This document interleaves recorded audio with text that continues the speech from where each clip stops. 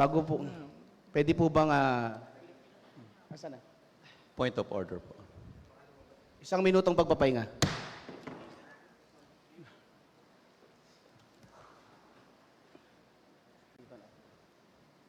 Ayon po doon sa pinagpapatuloy pong ating pagpupulong. Sa ating mga kasama, ang ating pong privilege hour po, ayon sa section 97, upon registration with the majority floor leader and with the permission of the presiding officer and after the reading of the order of business, any member may speak on any matter of general interest for not more than 10 minutes.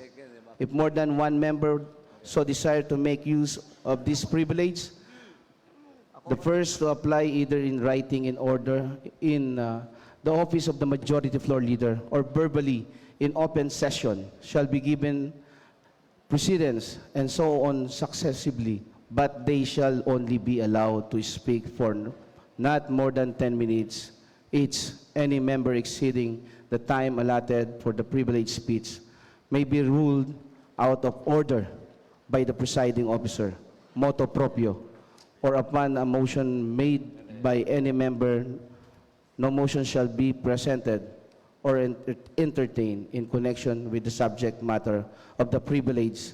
The member who deliver the speech shall not be subjected to interpolation unless consented to. Majority Floor Leader. Your Honor, point of order po. Majority Floor Leader. Your Honor, please, may I state the rule also, Your Honor? Kasi nakinig po kami sa inyo, baka pwede ko rin pong basahin itong hawak kong rules po.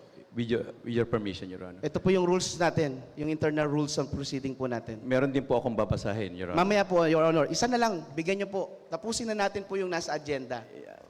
Your Honor, mahalaga po itong sasabihin ko po kasi Yes. bago po tayo dumating doon sa pangalawang agenda po, gusto ko lang pong i-state at sin-explain ko po ito sa ating majority floor leader na kailangan ko pong i-state to kasi mababaliwala po. Under our rules po, the point of order or Pero inquiry, kagalang-galang, hindi pa kita nire-recognize. Huwag ka muna magsasalita hanggat hindi kita nire-recognize. yes, Your Maraming Honor, pero salamat. under the rules, I need that to be recognized, Your Honor. When a member of this council... Sige, pagbibigyan kita. Kagalang-galang JTV Villanueva, kinikilala ka na nga pag. Thank you, Your Honor. Ito po'y walang halong pangaharang. Binasahan niyo po kami ng rules. Kami po'y nag-aaral din ng aming rules. Kung tama po itong aking hawak na rules, kapag ang isang miyembro ng kalupunan ito'y nagtaas at nagsalita ng point of order or parliamentary inquiry, nakalagay dito sa parliamentary rules ni Orendain at ng Robert Rules of Order na hindi ho kailangan ng recognition ng presiding officer ang sino mang tatayo para mag-raise ng point of order or parliamentary inquiry. Pangalawa, the point of order or parliamentary inquiry is not debatable. It need to be raised immediately but not after the consideration of the question in order. Hindi ho dapat palampasin. Kaya po, ini-insist ko, pagpasensyahan po ninyo, ganoong tagapangulo, nang sasabihin ko lang naman po, yung pong mga inirefer na mga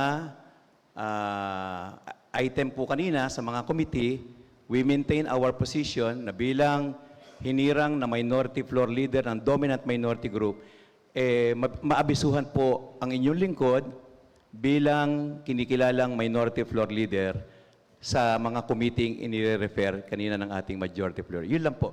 Just a manifestation lang po. Wala po. Huwag po kayo mag-alala, Ginoong kagalang-galang Konsel JTV Villanueva. I-inform po natin ang majority floor leader, ang minority floor leader, at ang opposition po. Maraming salamat po. Thank you po, Your Honor. Your Honor, I would just like to make a counter manifestation to the manifestation of Honorable Joel Villanueva. As I've said last session, Your Honor, the dominant minority is the minority floor leader, Honorable Sabre Philip Lacuna, together with Honorable Terence Albarbar, Honorable Doc Luisito Chua, and Honorable Uno Lim. So those not belonging to the dominant minority or the majority will be considered as independent. Although, Your Honor, under our rules, they're also entitled to notices and can and may and are welcome to attend all committee hearings of this session of the City Council, Your Honor. Thank you, Majority Pulong Mayorya. Your Honor, tayo po'y nasa ikalawang pagbasa. Ang lupon sa ugnayang pambarangay ay nagsumiti ng ulat hinggil sa nasabing liham. Inumungkahi ng inyong lingkod na pagtibayin ang nasabing ulat ng lupon ng pabahay, palupa, unlarang, panlungsod at akmang panahanan.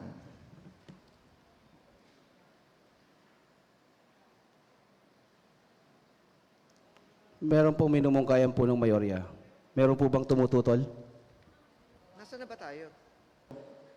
Ako, sang-ayon ako kay Consiel Galoy. Ako, produkto rin ako ng barangayan. Mahal ko lahat ng barangay official.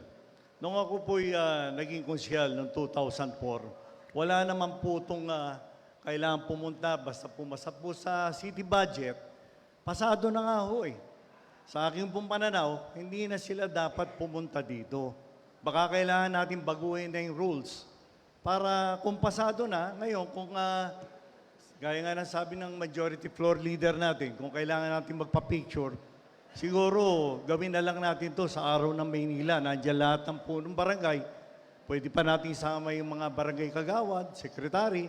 Pero alam nyo, ako madalas bumababa sa barangayan. Hindi lang po nating alam ang mga barangay official, lalo na ang chairman. Minsan madaling araw na po yan natutulog. Minsan kung may gulo ho, minsan katutulog lang, bumabangon pa. Kaya siguro mas maganda po kung pumasa na sa city budget, hindi na siguro natin dapat papuntahin maging yung chairman o representative. Once na pasa na, gaya nga ng sabi ng aking kasamang konsyel na si Kaloy Castañeda, hindi ma-approve na ho yun eh. Maraming salamat po. Thank you. Councilor Rod Lacsamana. Hindi, after JTV. Salamat po, Sir President. Dadagdagan ko lang po sana yung mga usapan. Kasi kanina po narinig ko, kay Konsehala yan, dapat daw sana naka-agenda para mas respectable ang dating sa ating mga punong barangay. Sabi naman po ng kasamahan natin si Konsehal Kaloy Castañeda, parang lumalabas na tayo ang nagdi-delay. Para po sa kaalaman po ng mga punong barangay, kahit po kayo hindi makarating dito, kami po ay nagkaisa noon na kahit po secretary at treasurer ninyo, ay pwede kayong irepresenta. Kaya kahit po kayo, ang punong barangay ay hindi makarating, ay hindi po dahilan para hindi namin i-aproba ang inyong budget. Yun lamang po, noon po masaya tayo lahat tayo nagkakaisa na yun ang gusto natin mangyari. Sa mga punong barangay po, kaya lamang naman po kayo iniimbitahan dito ay para partikular na pagbibigay galang din po sa ating mga konsehal. Kung meron po kaming katanungan, ay nais po namin kayong tanungin. At kaya po kami normally ginagawa namin ito after nung ng business hour namin, ay para po diretso na po tayong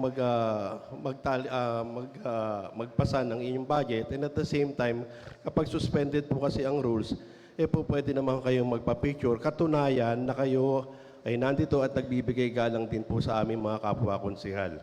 Yun lamang po, ang intensyon lang po sa inyo, ang intensyon ko sabihin ay hindi po kami kahit kailan naghaharang o kami po ang paraan para kayo ay magkaroon ng problema sa pagpasa ng inyong budget. Kami po rito ay kaisa po ninyo. Hindi po kami haharang ng budget nyo. Kung sinasabi man po na budget na sinasabi natin na deem approved na yan at ministerial lang po ang aming pag-aksyon sa inyo, pero kailangan po yan dahil kami po ang tagagawa ng batas ng Maynila, kami po ang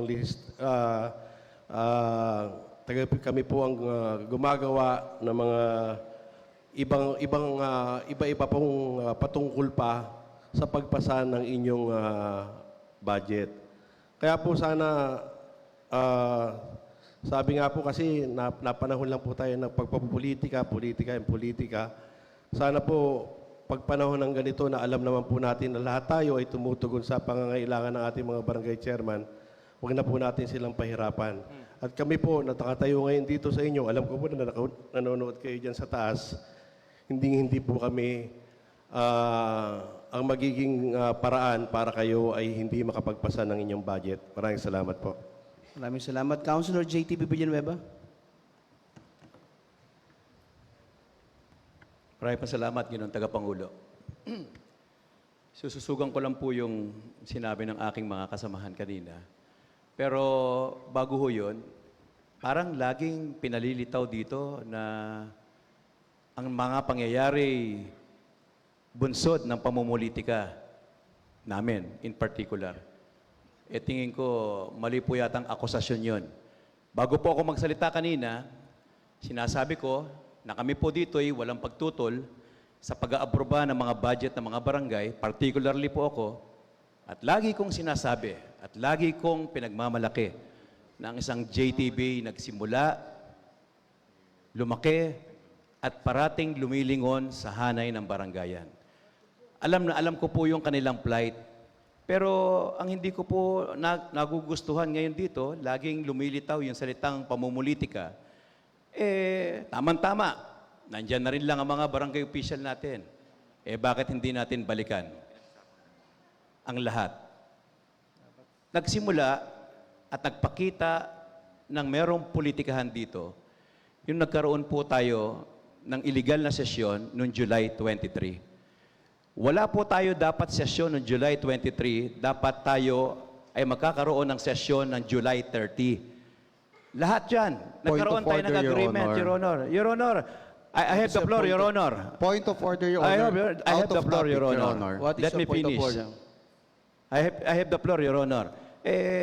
Hindi ho tayo pwedeng pigilan dito sapagkat napagkasunduan natin. Kung sinong nagsasalita, bigyan ng... Kaya ako po binabalik. Bakit? Ayaw niyo bang marinig itong sasabihin ko? Para malaman ninyo. Di ba wala tayong sesyon ng July 23? Nagkaroon kayo ng sesyon. Wala kaming notice. Bumabagyo. Dineklara ng Malacanang, wala nang pasok. Dineklara ng City Hall, wala nang pasok. Tapos magkakaroon tayo ng sesyon. Tanungin natin ang sekretariat kung sila nagpadala ng Point of notice. order, Your Wala. Honor. Ngayon, ang unang agenda, sige na po, may bagyo. Unahin natin kung calamity ang didiscuss. Pero nagkaroon tayo ng sesyon na walang ipinadala sa aming notice. Ano ang una ninyong agenda? Reorganization. Tanggalan kami ng mga committee, tanggalan kami ng mga GO. Yun ang pamumulitika na naganap noong July 23, Your Honor. Bawal po pumalakpak. Point of order, Your What is your Honor. point of order? Your Honor, ano po kinalaman po ng barangay budget sa sinasabi po ng atin pong ginoong...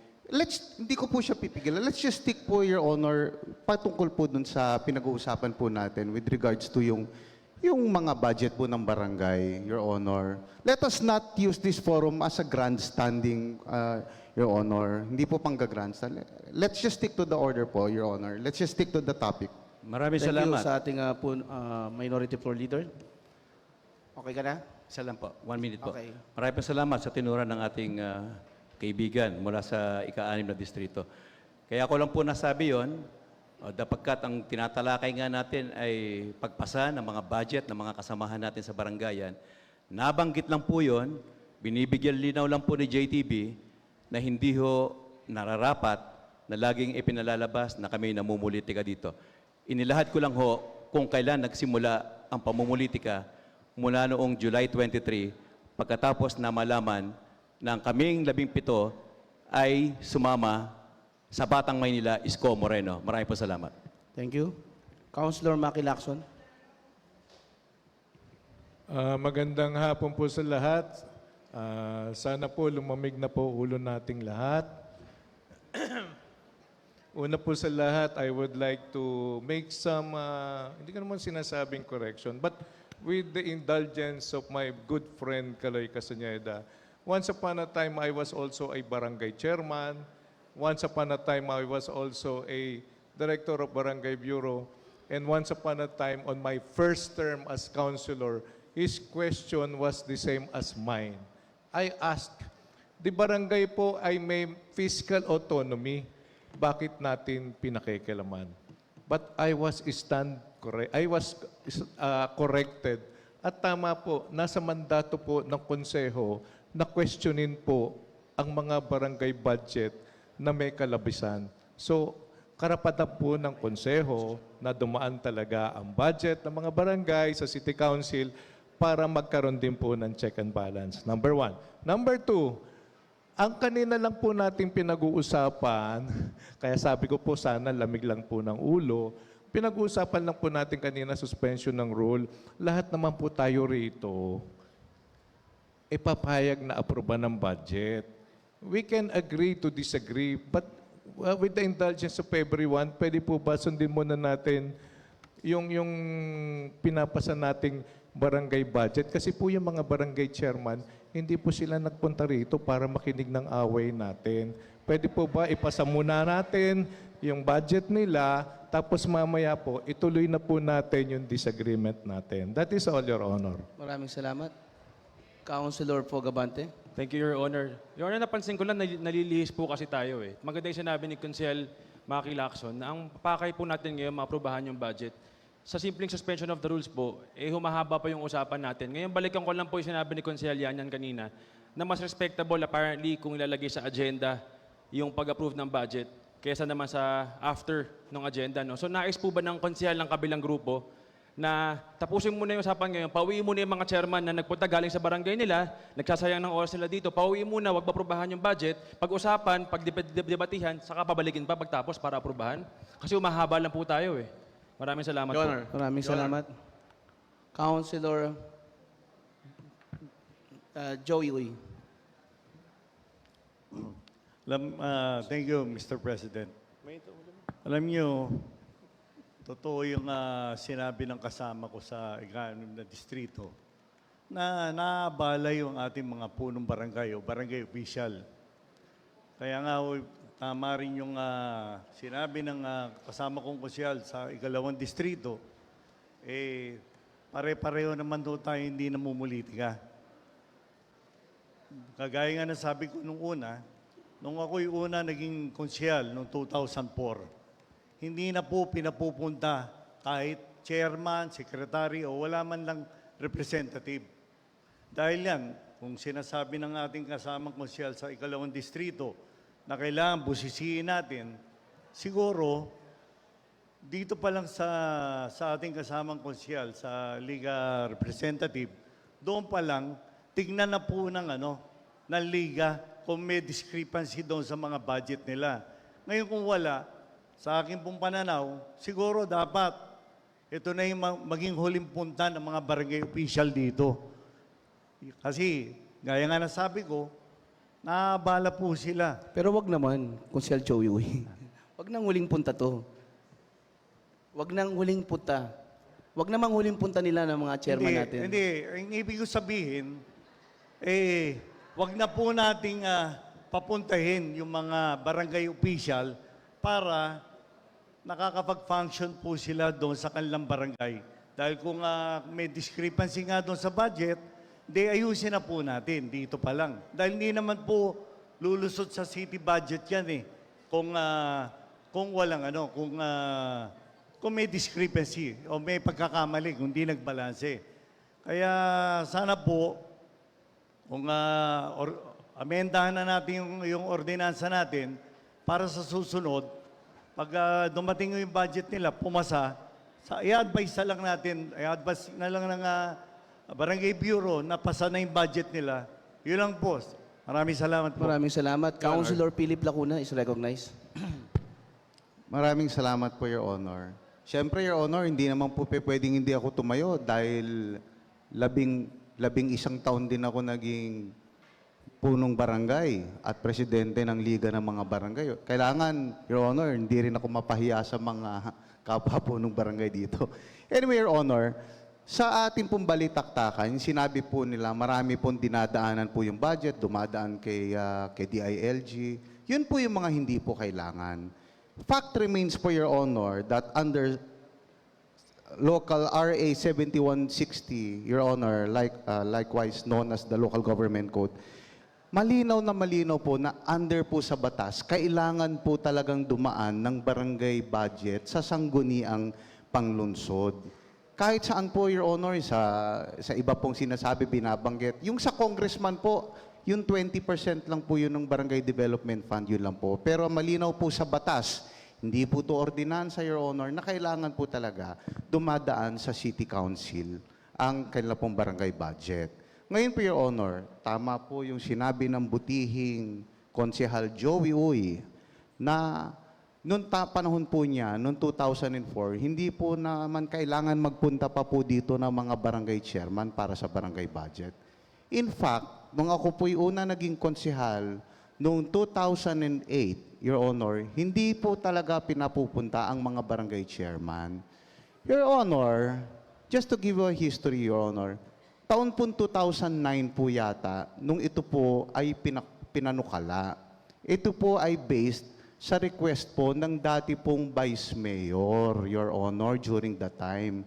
Kung saan po sinabi, Your Honor, na pinapupunta nga dito yung mga barangay chairman para po sa approval. But then, Your Honor, maganda naman po yung suggestion ng dati pong Vice Mayor during that time. Kasi yun nga po, nakikita po natin, nakikita po, nakakadaupang palad po natin ang atin po mga punong barangay. But for the record, Your Honor, wala po tayo ditong dinidisapprove, Your Honor, sa akin pong alaala.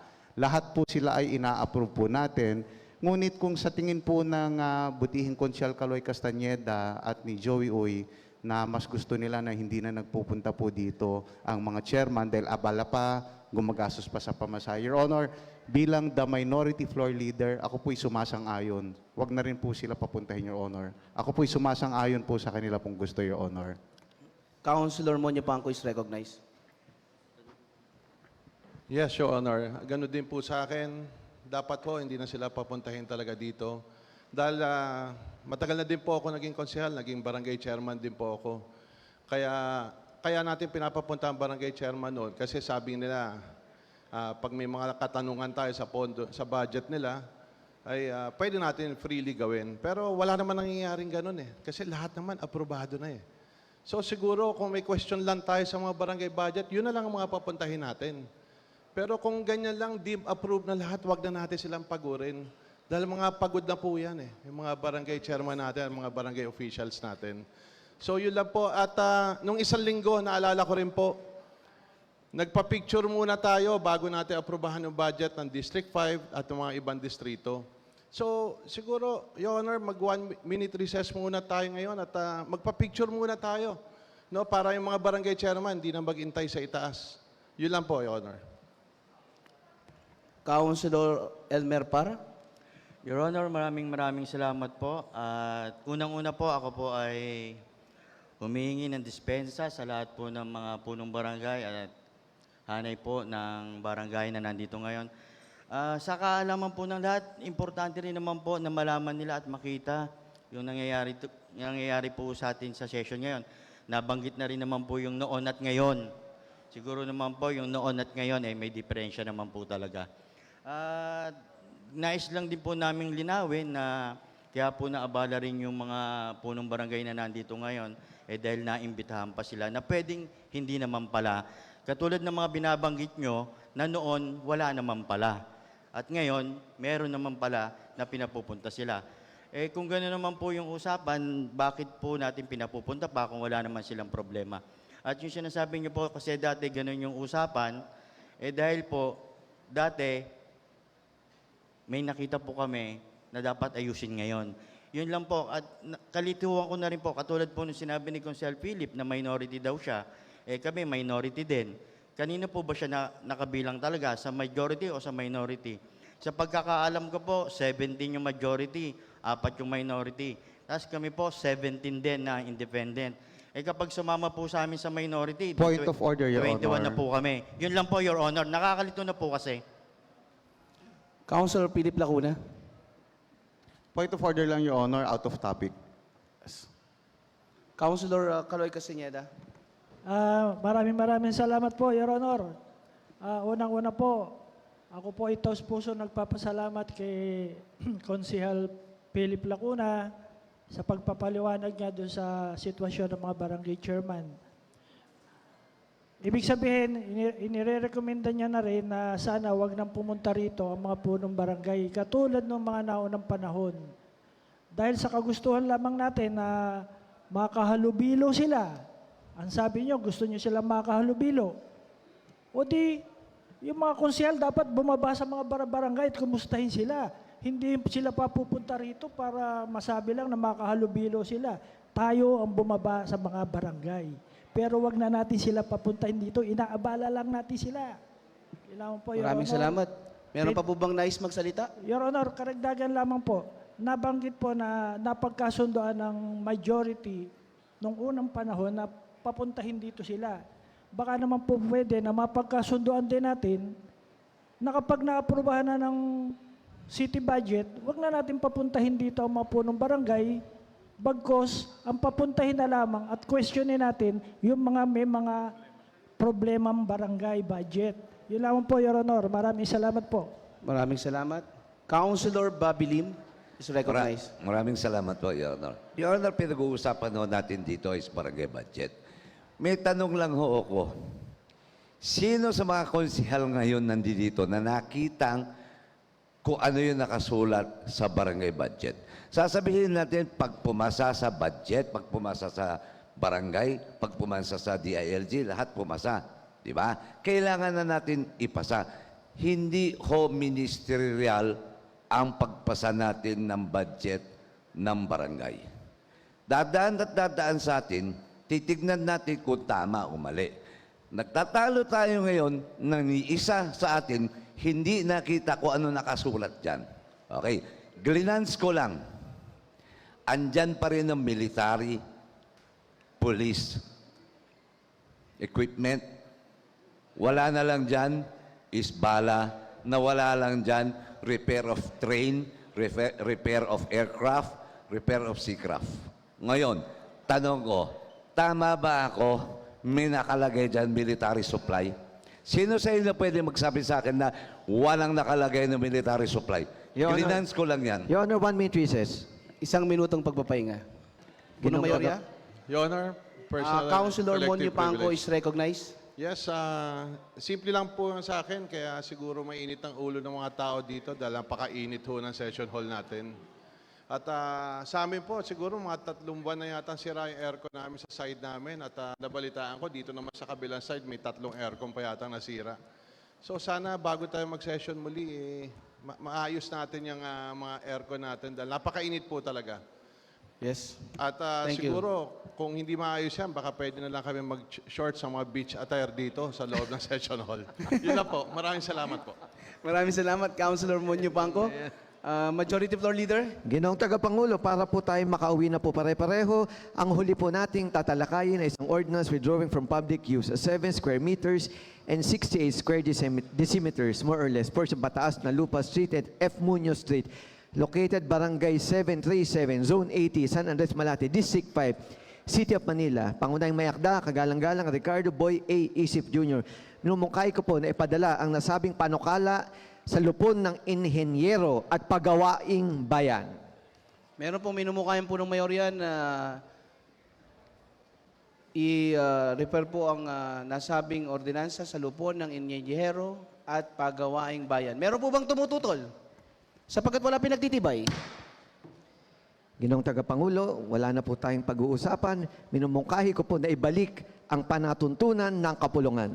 Meron po minumukayang punong mayorya. Meron po ba Personal and tumututol sapagkat collective wala? privilege, Your Honor. Councilor Yanyan Ibay is recognized.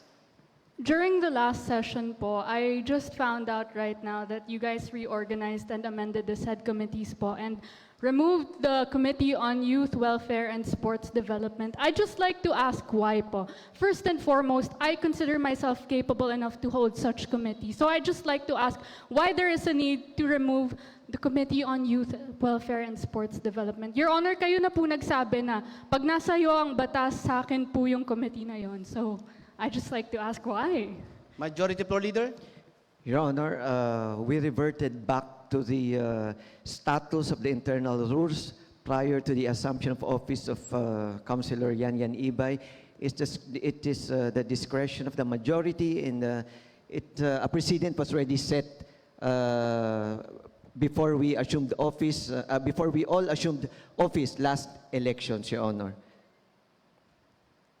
Councilor Yanyan Ibay? But besides that, why is there a need to reorganize?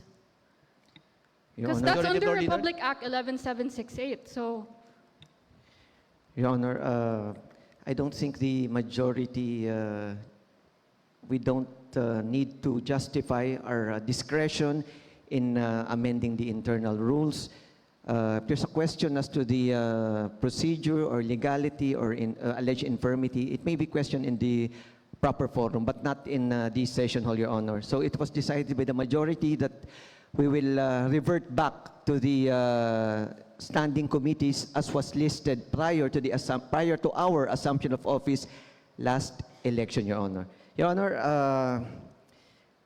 inuulit ko po ang aking mungkahi na ipagpaliban na ibalik ang alituntunin o panuntunan ng ating kapulungan. Meron pong minumungkayang punong mayorya. Meron po bang tumututol sapagkat wala pinagtitibay? Minumungkahi ko po na tapusin na po ang sesyon sa araw na ito. Meron pong mungkaya punong mayorya. Meron po bang tumututol sapagkat wala pinagtitibay? Mga kasama, picture tayo.